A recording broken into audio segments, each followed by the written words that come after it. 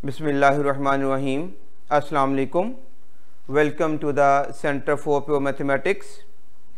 Public service commission और दीगर इम्तिहानात के सिलसिले में इस लेक्चर सीरीज़ का आज हमारा ये लेक्चर नंबर 3 है और इसके अंदर आज हम फाइनाइट ग्रुप्स के हवाले से गुफ्तगू करेंगे। ये गुफ्तगू करने से पहले कुछ 2-3 सवालात के जवाबात देने हैं जो लेक्चर नंबर 1 और लेक्चर नंबर 2 से मुतल्लिक स्टूडेंट्स ने पूछे हैं। एक सवाल तो ये पूछा गया है कि क्या ग्रुप्स को हम सिस्टम बोल सकते हैं। सिस्टम का लफ्ज़ तो हमने फर्स्ट टाइम सुना है।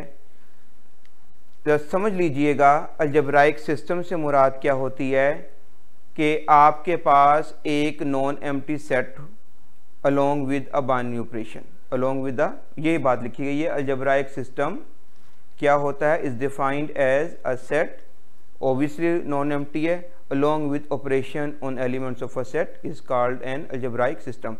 कि कोई भी नॉन एम्प्टी सेट लें, उसके साथ आप किसी बाइनरी ऑपरेशन को एसोसिएट कर दें तो हम कहते हैं कि जो हमारे पास ये पेयर बनता है ये हमारे पास क्या बन जाता है, algebraic system.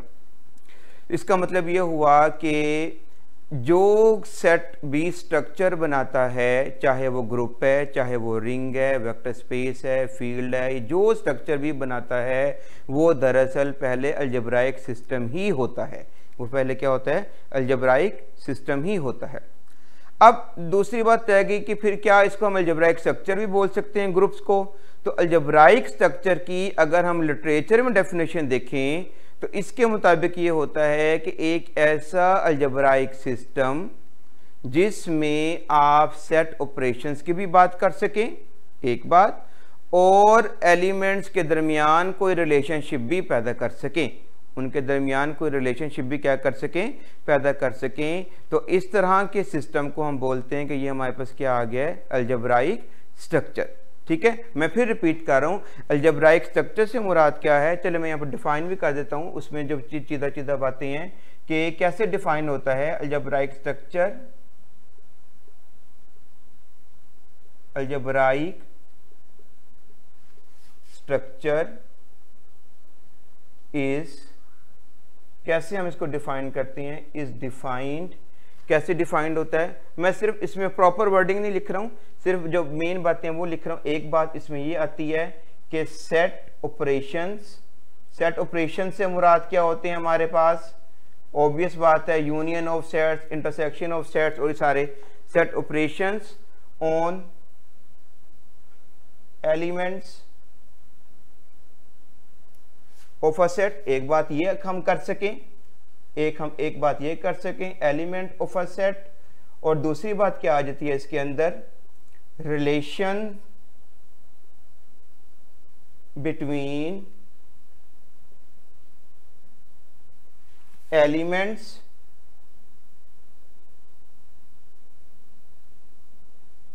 Of a set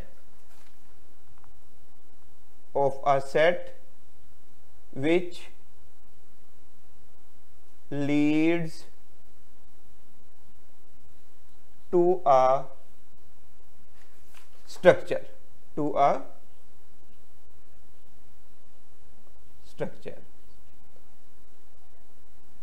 which leads to a structure। एक बार यानी कि अलजेब्राइक स्ट्रक्चर में आप दरअसल दो तरह की बात करते हैं। पहली बात यह है कि बेशक अलजेब्राइक स्ट्रक्चर एक अलजेब्राइक सिस्टम ही होता है, ठीक है। दूसरी बात क्या है कि इसके अलजेब्राइक स्ट्रक्चर में हमें मिलता क्या कुछ है कि आप अलजेब्राइक स्ट्रक्चर में सेट ऑपरेशंस की बात कर सकते हैं, सेट ऑपरेशंस की बात कर सकते हैं। और दूसरा, इस जो ऑब्वियस बात है अलजेब्राइक स्ट्रक्चर एक सेट ही होगा, एक क्या होगा, सेट ही होगा। अब दूसरी बात क्या की जा रही है कि इस सेट में जितने एलिमेंट्स हैं उनको आप इस तरह से तरतीब दे सकते हैं या उनके दरमियान इस तरह से रिलेशन को एस्टैब्लिश कर सकते हैं जो किसी न किसी स्ट्रक्चर को लीड करे, जो किसी न किसी स्ट्रक्चर को क्या करे, लीड करे। जैसे आपके पास ग्रुप की डेफिनेशन है, ठीक है ना। अब ग्रुप इस डेफिनेशन के मुताबिक अलजेब्राइक सिस्टम है, इस डेफिनेशन के मुताबिक क्या है, अलजेब्राइक सिस्टम। क्यों? क्योंकि वो एक नॉन एम्प्टी सेट होता है और उसके अंदर आपके पास एक बाइनरी ऑपरेशन मौजूद होता है। ठीक है, आगे बढ़ें। अब आप उसके अंदर जो एसोसिएटिव लॉ की बात करते हैं, आइडेंटिटी की बात करते हैं, इनवर्स की बात करते हैं, तो इसका मतलब ये हुआ कि अब आप इस सेट के एलिमेंट्स को एक ख़ास अंदाज से तरतीब दे रहे हैं, एक ख़ास अंदाज से क्या दे रहे हैं, तरतीब दे रहे हैं, और यही तरतीब एक स्ट्रक्चर को लीड कर रहा है, यही तरतीब एक इसको लीड कर रहा है, स्ट्रक्चर को लीड कर रहा है। तो लिहाजा फिर हम अल्टीमेटली फिर ग्रुप्स को क्या बोलते हैं कि हमारे पास क्या है, अलजेब्राइक स्ट्रक्चर। तो आमतौर पे हम अलजेब्राइक सिस्टम और अलजेब्राइक स्ट्रक्चर से ज़्यादा जिस लफ्ज़ को इस्तेमाल करते हैं वो होता है अलजेब्राइक स्ट्रक्चर। क्यों?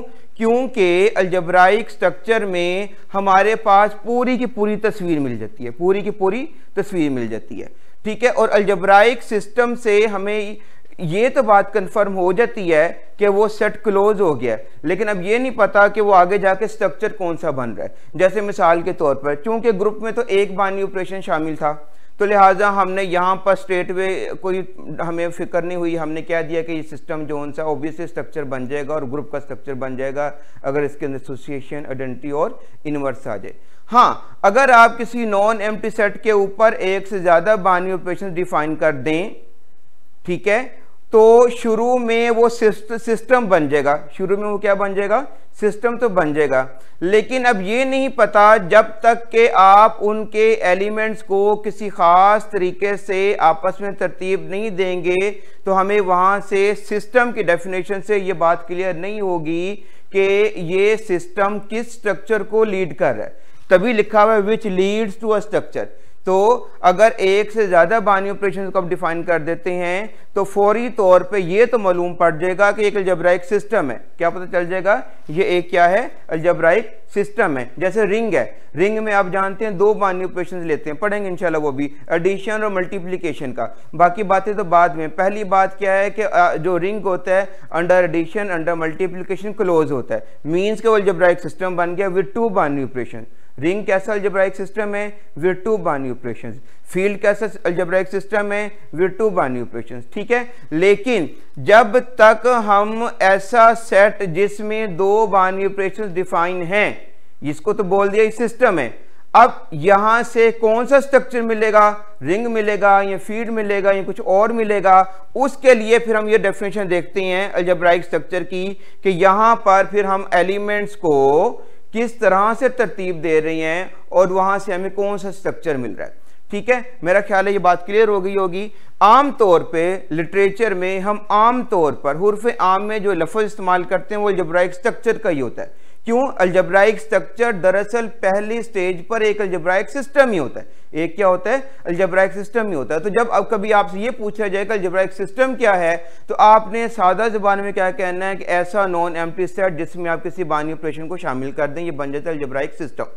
अच्छा, कोई पूछ रहे कि फिर अच्छा अलजेब्राइक स्ट्रक्चर क्या होता है, अब आप कह दोगे कि अगर आप अलजेब्राइक सिस्टम के अंदर ग्रुप जो सेट है उनके एलिमेंट्स को किसी खास तरतीब से रिलेट कर दें जो किसी स्ट्रक्चर को लीड करे, तो उसको फिर हम क्या बोलते हैं, अलजेब्राइक स्ट्रक्चर, ठीक है। एक तो सवाल था ये। दूसरा सवाल ये पूछा गया है कि क्या बाइनरी ऑपरेशन की मौजूदगी में ग्रुप्स के अंदर, ग्रुप की डेफिनेशन में क्या हमें क्लोजर लॉ साबित करने की जरूरत है, तो इसका जवाब है नहीं। क्योंकि बाइनरी ऑपरेशन का मतलब ही ये होता है कि आप जोन सा है सेट को क्लोज कर रहे हैं, ठीक है, सेट को क्या कर रहे हैं, उस ऑपरेशन के तहत क्लोज कर रहे हैं। तो जब वो क्लोज हो जाता है तो इट मींस कि उसके अंदर क्लोजर लॉ होल्ड कर गया। तो फिर सिर्फ तीन बातें बतानी रह जाती हैं, एसोसिएशन वाली, आइडेंटिटी वाली और इनवर्स वाली, ठीक है। अच्छा, तीसरा सवाल ये पूछा गया है कि लेक्चर नंबर 1 के एतबार से जी नेक्स्ट जो बात पूछी गई है वो ये है कि लेक्चर नंबर 1 के हवाले से कि a डॉट बी बराबर है 1 और a प्लस बी बराबर है 0, इससे हम क्या मुराद लेते हैं, इसकी वजाहत पूछी गई है। तो मैंने बताया है कि a डॉट बी बराबर है 1 का मतलब ये होता है कि a और b दोनों एक दूसरे के मल्टीप्लिकेटिव इनवर्सेस हैं, दोनों एक दूसरे के क्या हैं, मल्टीप्लिकेटिव इनवर्सेस हैं। और a प्लस बी बराबर है 0, उसका भी यही मतलब है कि a और b दोनों के दोनों एक दूसरे के क्या हैं, एडिटिव इनवर्सेस है, ठीक है। इन जनरल हम क्या लिख सकते हैं कि a सर्कल b बराबर है e, e से मुराद है ग्रुप का आइडेंटिटी एलिमेंट और सर्कल से मुराद है कोई भी बाइनरी ऑपरेशन। मल्टीप्लिकेशन होगा तो ई से मुराद 1 हो जाएगी। अगर सर्कल है, सर्कल से मुराद मल्टीप्लिकेशन है तो सर्कल रिमूव होकर डॉट आ जाएगा, ई रिमूव होकर 1 आ जाएगा।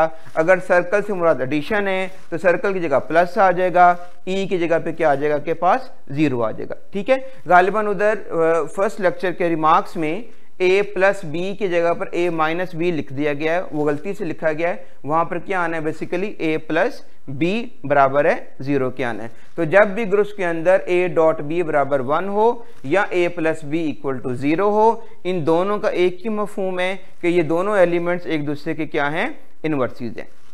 ठीक है, अगली जो बात पूछी गई है वो ये पूछी गई है सेकंड लेक्चर के हवाले से कि z जोन सा है ग्रुप ऑफ इंटीजर्स, क्या ये इनफाइनाइट ग्रुप तो ये है, क्या ये स्मॉलेस्ट है? तो मैंने ये बात की थी इस तनाजुर में कि चूंकि ग्रुप ऑफ इंटीजर्स कंटेन होते हैं किसमें, रैशनल नंबर्स में, रैशनल नंबर्स कंटेन होते हैं रियल नंबर्स में, रियल नंबर्स कंटेन होते हैं कॉम्प्लेक्स नंबर्स में।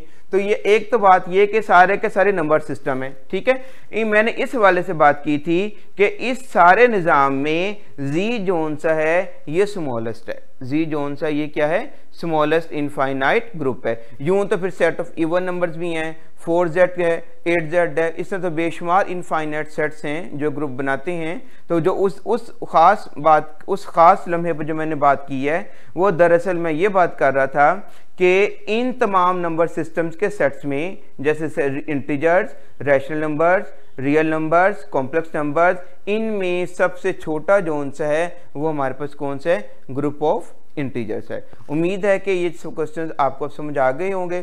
ठीक है, अब हम चलते हैं अपने लेक्चर की तरफ। अब हम स्टार्ट करते हैं फाइनाइट ग्रुप्स के हवाले से गुफ्तगू को।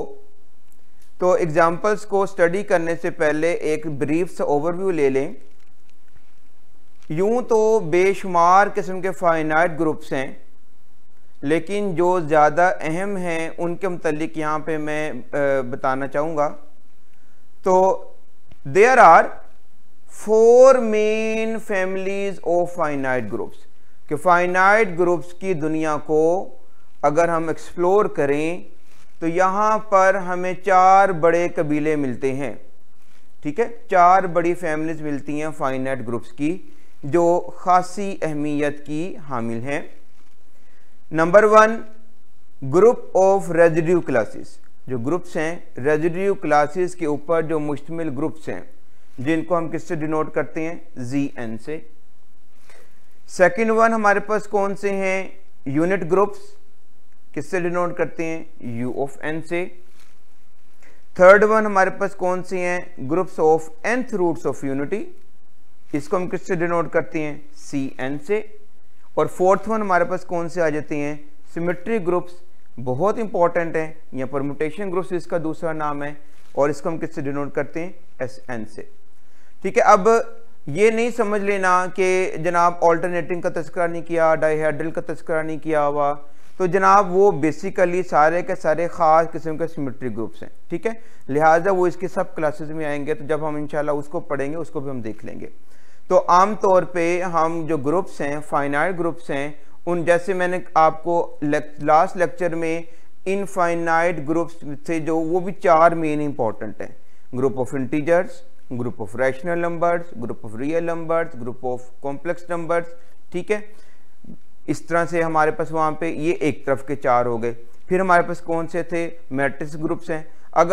अगर हम इनको भी क्लासीफाई करें तो फिर आप इस तरह से भी बात को देख सकते हैं कि नंबर सिस्टम्स के ऊपर मुश्तमिल जो ग्रुप्स हैं इनफाइनाइट, ये एक क्लास बना लो।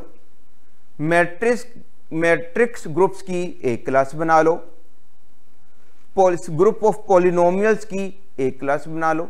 ठीक है, तो ये तीनों मेन, लेकिन जो आम तौर पे 2 मेन क्लासेस को हम डिस्कस करते हैं इन पेपर्स के हवाले से। वैसे तो गुफ्तगू बहुत लंबी है, लेकिन कोशिश मेरी ये है कि यहाँ पे मैं यहाँ की इस मौजूदा इन्वायरमेंट के मुताबिक जो बातें आनी हैं या जिनको डिस्कस करना चाहिए, मैं उस हवाले से बात कर रहा हूँ। यहाँ से कतन आपने ये मतलब नहीं ले लेना कि ये वहाँ पे बात ट्रू नहीं हो रही तो वहाँ पे ट्रू नहीं हो रही। यूँ तो फिर एक टॉपिक के ऊपर गुफ्तगू बंदा करने बैठे तो बहुत लंबी गुफ्तगू चली जाएगी, रिसर्च ओरिएंटेड गुफ्तगू चली जाती है। तो यहाँ पर मेरा मेन मकसद ये है कि हम इस काबिल हो जाएं कि इन इम्तिहानात को बआसानी डील कर लें। ठीक है। अच्छा, एक सवाल और मुझसे पूछा गया था कि क्या MS या MPhil के इम्तिहानात के लिए भी ये लेक्चर सीरीज काम करेगी? तो जी बिल्कुल करेगी। ठीक है। MS या MPhil जो मैथमेटिक्स के लिए अप्लाई करना चाह रहे हैं दीगर यूनिवर्सिटीज़ के अंदर, उनके जो क्वालिफाइंग टेस्ट होते हैं उसके लिए भी इंशाल्लाह ये जो उनसी सीरीज लेक्चर सीरीज हमारी जो उनसी है ये काम करेगी। अच्छा, तो मेन 4 फैमिलीज कौन सी है? ये 4 बड़े कबीले कौन से मिल गए हमें? एक ग्रुप ऑफ रेजिड्यू क्लासेस, इनका हम 1 बाय 1 करके थोड़ा थोड़ा सा इनका ब्रीफ रिव्यू कर लेंगे। बाकी इनकी कंस्ट्रक्शन कैसे होती है, इनके अंदर मेन प्रॉपर्टीज़ क्या हैं, वो फिर हम इंशाल्लाह ताला अपने कोर्स के अंदर डिटेल के अंदर बात करेंगे। तो ग्रुप ऑफ रेजिड्यू क्लासेस हैं हमारे पास, दूसरी कौन सी हैं? यूनिट ग्रुप्स हैं, थर्ड वन कौन सा? जैसे nth रूट ऑफ यूनिटी के ऊपर जो मुश्तमिल क्लास बनती है, और चौथे हमारे पास कौन से हैं? सिमेट्री ग्रुप्स हैं। आइए इन तमाम ग्रुप्स का ज़रा एक थोड़ा सा हम ओवरव्यू ले लें मुख्तसर तौर पे, ताकि फिर अपनी बात को आगे बढ़ाएं। नंबर 1 पे हमने लिया है ग्रुप ऑफ रेजिड्यू क्लासेस या द ग्रुप ZN के अंदर जो सेट में एलिमेंट्स आते हैं वो कौन से आते हैं? 0 1 2 3 अप टू n-1। यानी कि अगर आप देखेंगे तो n से एक कम और गिनेंगे तो n पूरे, गिनेंगे तो n पूरे। मतलब ये हुआ कि अगर हम यहाँ से Z5 बनाएं, यहाँ से हम Z5 बनाएं तो हमारे पास क्या एलिमेंट्स आएंगे? 0 1 2 3 और 4। ठीक है, ऐसे आप आगे ले जाए। n पॉजिटिव इंटीजर है, n हमारे पास क्या है? पॉजिटिव इंटीजर है। देखेंगे तो अब Z5 में सेट जो आ रहा है उसके अंदर एलिमेंट्स काउंट करें तो 5 पूरे हैं, और देखेंगे तो आखिरी एलिमेंट 5 से एक क्या है? कम। तो ये याद रखने की निशानी है। अगर आप Z10 की बात करेंगे तो Z10 में कुल कितने एलिमेंट्स आएंगे? 10 ही आएंगे। लेकिन शुरू कहाँ से होंगे? 0 से, और मुकम्मल कहाँ पर होंगे? 9 पर। यानी कि देखेंगे तो 10 से एक कम, और कुल कितने होंगे? 10 के 10। अच्छा, अब दूसरी बात आ गई, इसके ऊपर बाइनरी ऑपरेशन कौन सा डिफाइन होता है? बाइनरी ऑपरेशन को डिफाइन करने से पहले हम एक छोटा सा ओवरव्यू ले लें कि रेजिड्यू से क्या मुराद होती है। रेजिड्यू या रिमाइंडर, रेजिड्यू या रिमाइंडर, ये दोनों एक ही चीज के दो नाम है। ये दोनों एक ही चीज के क्या है? दो नाम है। यानी कि जब कभी हम एक इंटीजर को दूसरे इंटीजर पर डिवाइड करते हैं तो हमें 2 तरह की इंफॉर्मेशन मिलती है। एक को हम क्वोशिएंट बोलते हैं और एक को हम क्या बोलते हैं? रिमाइंडर बोलते हैं। एक को हम क्या बोलते हैं? रिमाइंडर बोलते हैं। जैसे मिसाल के तौर पर अगर हम तकसीम करते हैं इस तरह से कि 2 को हम बाहर रखें, 5 को हम अंदर रखें, तकसीम करें तो हमारे पास क्या आता है? 1। तो इसका मतलब वो क्वोशिएंट हमारे पास कितना आता है? 2, और रिमाइंडर हमारे पास कितना आता है? 1 आता है। ठीक है।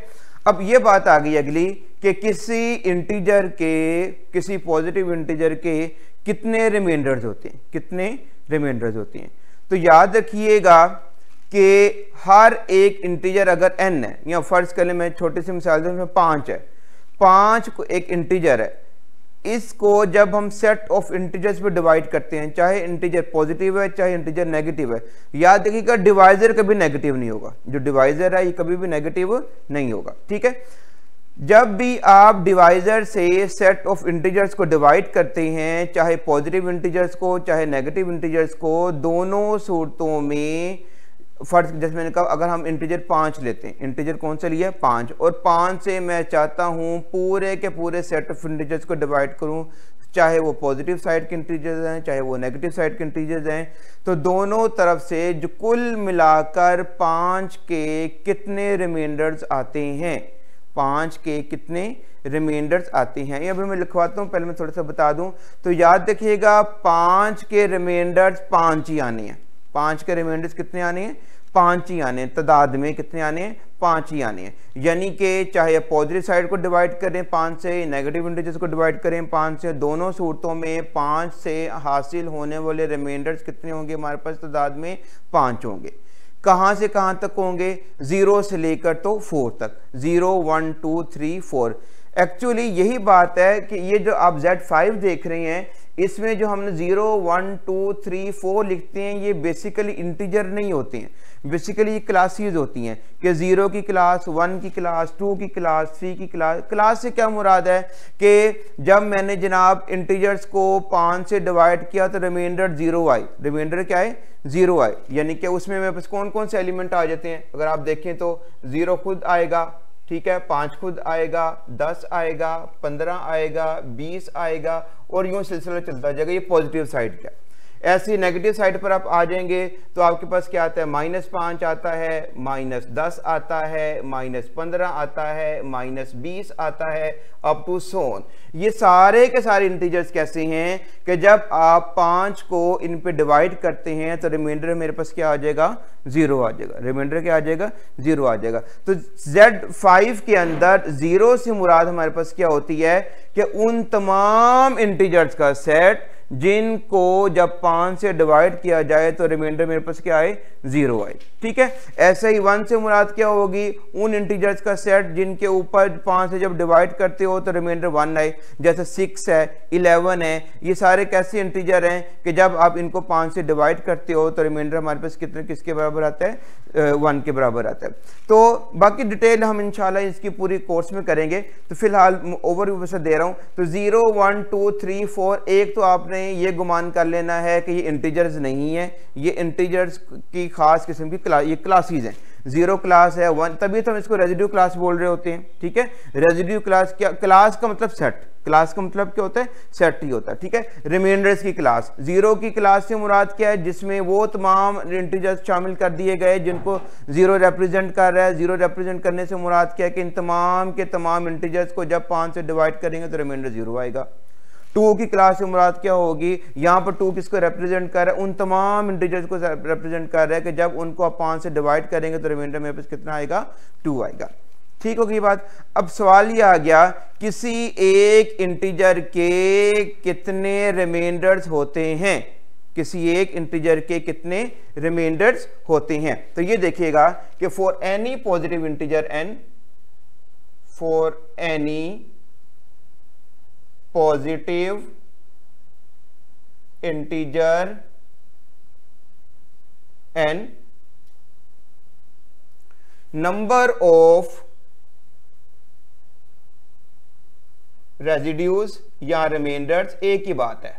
नंबर ऑफ रेजिड्यूज बराबर कितने होते हैं, कहां से n नहीं होते। चलो मैंने नंबर लिखा है तो इनकी तादाद हमेशा कितनी होती है, n नहीं होती है। इनकी तादाद कितनी होती है, n नहीं होती है। अगर 5 है तो 5 के कितने रिमाइंडर्स होंगे, 5 ही होंगे। 10 है तो 10 के कितने रिमाइंडर्स होंगे, 10 ही होंगे। अब ये होंगे कौन से, वो हम नीचे लिख देते हैं।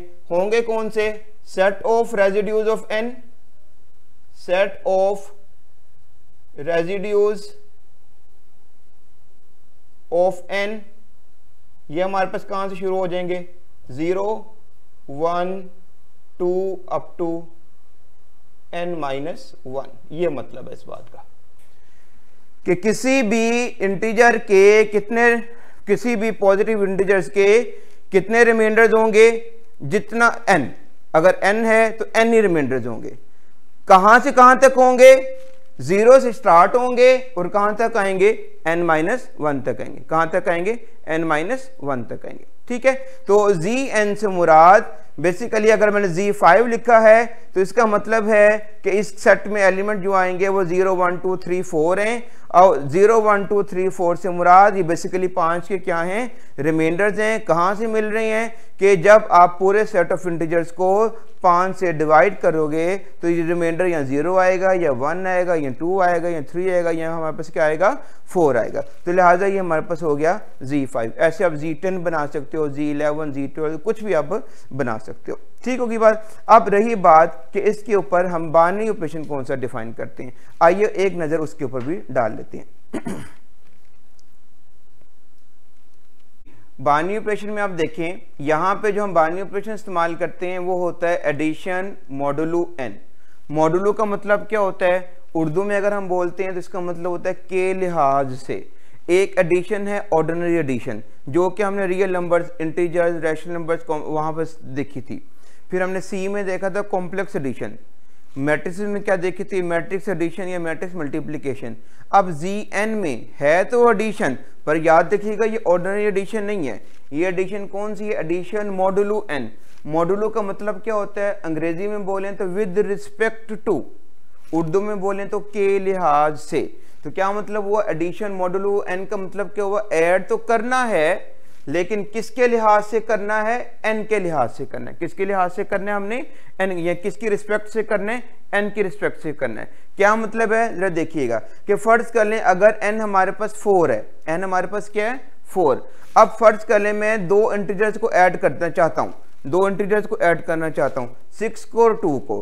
अब 6 और 2 की ऑर्डिनरी एडिशन क्या जवाब देती है? 8। क्या जवाब देती है? 8। लेकिन हमें एडिशन कौन सी चाहिए? With respect to 4। हम क्या करेंगे? 8 को 4 पे तकसीम करेंगे, 8/4। क्या रिमाइंडर आएगा? याद रखिएगा कोशेंट नहीं चाहिए, क्या चाहिए? रिमाइंडर चाहिए। रिमाइंडर किसके बराबर आ जाएगा? 0 के बराबर आ जाएगा। तो लिहाजा हम क्या कहेंगे कि 0 इस बात का आंसर है, कि यानी कि जब आपने 6 को 2 के साथ मॉड 4 के तहत ऐड किया तो आंसर किसके बराबर आएगा? 0 के बराबर आएगा। ठीक है, जब हमने 6 को 2 में ऐड किया विद रिस्पेक्ट टू मॉड 4 तो आंसर हमारे पास क्या आएगा? 0 आएगा। अगर हम 6 और 2 को ऑर्डिनरी ऐड करेंगे, ये ऑर्डिनरी ऐड करते हैं तो आंसर 8 आता है। और जब हम 6 और 2 को ऐड करते हैं मॉड 4 के एतबार से तो आंसर मेरे पास क्या आएगा? 0 आएगा। फर्ज कर लें मैं n चेंज कर देता हूं, मैं n 6 कर देता हूं, n में क्या कर देता हूं? 6 कर देता हूं। तो फिर 6 और 2 को ऐड करेंगे तो फिर हमारे पास क्या बन जाएगा? If n is equal to 6 हो जाए, if n is equal to, हम चलें इस तरह 7 कर लेते हैं, n हम क्या कर लेते हैं? 7।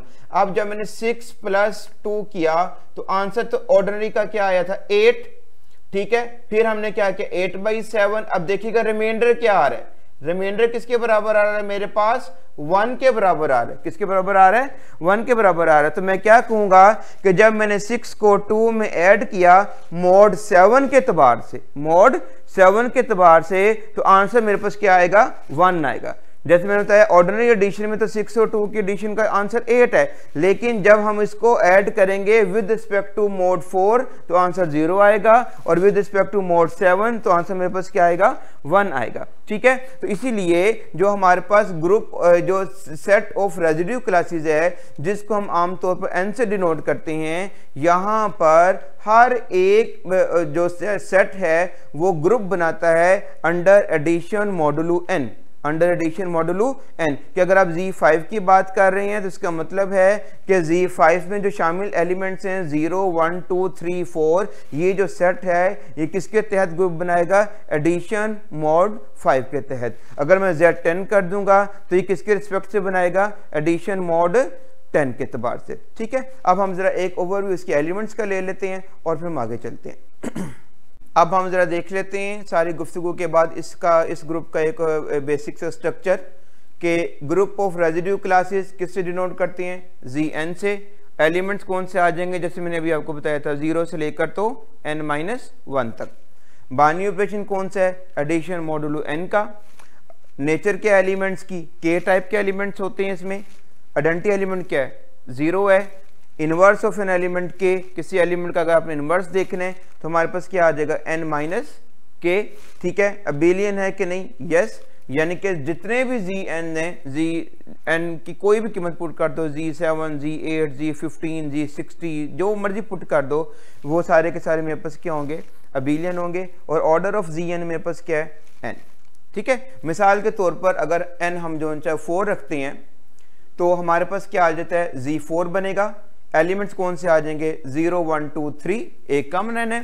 ठीक है जी। आइडेंटिटी एलिमेंट कौन सा आएगा? 0 आएगा। एक एलिमेंट को मैंने इनवर्स दिखा दिया। फर्ज कर लिया अगर मैंने 1 का इनवर्स निकाल लें तो 1 का इनवर्स फार्मूला क्या है? k की कीमत कितनी आ गई? 1। n की कीमत कितनी है? 4। फार्मूला क्या बन गया? 4 - 1 किसके बराबर आ गया? 3 के। अबेलियन वो तो यस है। और ऑर्डर कितना आ गया मेरे पास? 4। इस तरह से आप किसी भी n के कोरेस्पॉन्डिंग किसी भी n के कॉरेस्पॉन्डिंग zn के मुतालिक बेसिक मालूमात जो सी हैं वो हासिल कर सकते हैं। फर्ज कर लें अगर n में 10 कर दूं तो z10 बन जाएगा। एलिमेंट्स कौन से आ जाएंगे, 0 से लेकर तो 9 तक आ जाएंगे। आइडेंटिटी एलिमेंट कौन होगा, 0 होगा। इनवर्स का फॉर्मूला आपको मैंने बता दिया। इन जनरल क्या फॉर्मूला है हमारे पास, n-k, n से मुराद 10 है और k से मुराद 0 से लेकर 9 तक जो कीमतें आप उनको पुट करेंगे तो वहां से आपको उसका आंसर आता जाएगा। ठीक होगी बात। और उसके बाद क्या आ गया हमारे पास, ये सारे के सारी क्लास के जो ग्रुप्स हैं हमारे पास क्या होते हैं, अबेलियन होते हैं, अबेलियन हो गए हैं। और उसके बाद हमारे पास नीचे क्या आ गया है कि ये जो ऑर्डर है इसका हमारे पास इसके बराबर होता है zn का n के बराबर होता है। जी नेक्स्ट हमने पढ़ने हैं यूनिट ग्रुप्स, लेकिन ये करने से पहले हमें एक दो डेफिनेशंस और देखने हैं। पहली उसमें से है कि ऑलर्स 5 फंक्शन से क्या मुराद है कि अगर हमारे पास फर्ज कर लें कोई n पॉजिटिव इंटीजर है तो फाई ऑफ n से हम इसको डिनोट करते हैं और इससे मुराद क्या है, the number of all those positive integers which are less than and coprime to n, के वो तमाम पॉजिटिव इंटीजर्स जो किसी इंटीजर n, अगर फर्ज कर लें हमने किसी n का ऑर्डर 5 बनाना है तो क्या मतलब है कि n से छोटे तमाम पॉजिटिव इंटीजर्स को देख लें। ठीक है, अब इनमें से उनको चुन लें जो n के साथ को प्राइम हो, यानी कि जिनका n के साथ GCD 1 आ जाए। जैसे एग्जांपल में देखिएगा, अगर फर्ज कर लें n हम 4 लेते हैं, अब 4 से छोटे पॉजिटिव इंटीजर्स कौन कौन से हैं, 0 1 2 3। ठीक है, अब इनमें से देखिएगा कि 1 और 3 दो ऐसे नंबर्स हैं जो 4 के साथ जिनका GCD 1 है, 4 के साथ GCD क्या है 1 है, तो लिहाजा ऑर्डर ऑफ 4 क्या आ जाएगा हमारे पास 2 आ जाएगा। ऐसे अगर हम n बराबर 8 ले लें तब 8 से 1 3 5 और 7 ये 4 ऐसे छोटे पॉजिटिव इंटीजर्स हैं जो 8 के साथ रिलेटिवली प्राइम है, यानी कि जिनका GCD 8 के साथ क्या आता है 1 आता है। तो 1 3 5 7 तो ये तादाद में कितने हो गए हैं, 4 हो गए हैं। तो लिहाजा 8 का जो ऑर्डर 5 बनेगा वो कितना बन जाएगा, 4 बन जाएगा। ठीक है, अब एक इंपॉर्टेंट रिमार्क देखिएगा कि अगर P हमारे पास कोई प्राइम नंबर हो, P हमारे पास कोई प्राइम नंबर हो तो फिर P का जो ऑर्डर 5 बनेगा वो हमेशा किसके बराबर आएगा, P-1। किसके बराबर आएगा, P-1। जैसे फर्ज कर लें 11 प्राइम है तो 5 ऑफ 11 किसके बराबर आ जाएगा, 10 के। 31 प्राइम है तो 5 ऑफ 31 किसके बराबर आ जाएगा हमारे पास, 31 - 1 30 के बराबर आ जाएगा। ठीक है, एक तो बात होगी ये। जो दूसरी बात हमें जानना है कि यहाँ पे कौन से बाइनरी ऑपरेशन के मुतालिक बात करनी है, तो दूसरी बात हम देखते हैं बिल्कुल उसी तरह से मल्टीप्लिकेशन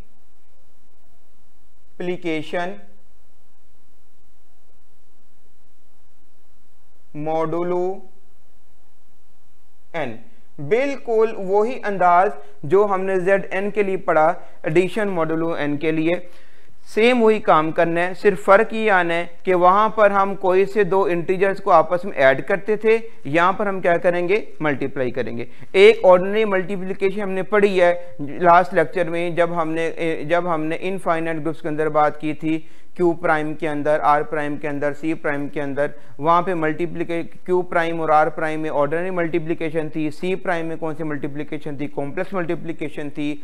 ऐसे ही मैट्रिक्स मल्टीप्लिकेशन एक हमने जो GL में पढ़ी थी। ठीक है, अब हम कौन सी पढ़ रहे हैं, मल्टीप्लिकेशन मॉडुलो n। और मॉडुलो का मतलब मैंने क्या बताया, उर्दू में बोलेंगे तो के लिहाज से, अंग्रेजी में बोलेंगे तो विद रिस्पेक्ट टू। क्या मतलब है कि मल्टीप्लाई तो करना है लेकिन किसके एतबार से करना है, आपने n के एतबार से करना है। जैसे मिसाल के तौर पर अगर फर्ज कर लीजिए हम मल्टीप्लाई करते हैं, फर्ज कर लीजिए मैं मल्टीप्लाई करता हूं 6 को 2 के साथ, तो जवाब मेरे पास क्या आ जाएगा, 12। तो ये हो गई ऑर्डिनरी मल्टीप्लिकेशन। ये कौन सी है, ऑर्डिनरी मल्टीप्लिकेशन। फर्ज कर लें मेरे पास n बराबर है 5, n बराबर किसके है, 5 के। ठीक है, तो फिर इसका मतलब क्या हुआ कि 5 को मैं 12 पे तकसीम करूंगा तो रिमाइंडर मेरे पास कितना आ जाएगा, जब मैं 12 के लिए 5 को तकसीम करूंगा तो मेरे पास रिमाइंडर कितना आ जाता है, 2 आ जाता है। रिमाइंडर कितना आ जाएगा, 2 आ जाएगा। तो इसका मतलब क्या हुआ कि 6 को जब 2 के साथ मॉडुलो 5 के तहत मल्टीप्लाई करेंगे, 6 को 2 के साथ जब हम मॉडुलो 5 के तहत मल्टीप्लाई करेंगे तो आंसर हमारे पास 12 नहीं आएगा बल्कि क्या आएगा, 2 आएगा। बिल्कुल सेम प्रोसीजर है जैसे कि हमने एडिशन मॉडुलो n के अंदर बात की थी। अब सेम बात हम यहाँ पे किसके लिए कर रहे हैं, मल्टीप्लिकेशन मॉडुलो n के लिए कर रहे हैं। तो ये वाले ऑपरेशन को हम इस्तेमाल करेंगे यूनिट ग्रुप्स में। तो यूनिट ग्रुप्स को पढ़ने से पहले जिन दो बातों का जानना बहुत ज़रूरी था, एक तो ये था कि फाई ऑफ n से मुराद क्या है, ठीक है, और दूसरा हमें ये जानना ज़रूरी था कि यूनिट ग्रुप्स में हमने कौन से वाले ऑपरेशन को इस्तेमाल करना है। ठीक हो गया। तो यहाँ से इंशाल्लाह अपने नेक्स्ट लेक्चर के अंदर हम यूनिट ग्रुप्स के बेसिक स्ट्रक्चर को देखेंगे, उसके हवाले से एक एग्जांपल को देखेंगे और फिर हम अगली गुफ्तगू को वहाँ पे स्टार्ट करेंगे। और उम्मीद है कि ये बातें आपको इंशाल्लाह समझ आ गई होंगी। अगर कोई क्वेश्चन हो तब भी आप मुझसे कमेंट बॉक्स में पूछ सकते हैं। इंशाल्लाह मैं कोशिश करूँगा उसको प्रॉपर्ली तरीके से रिप्लाई करने की। Thank you.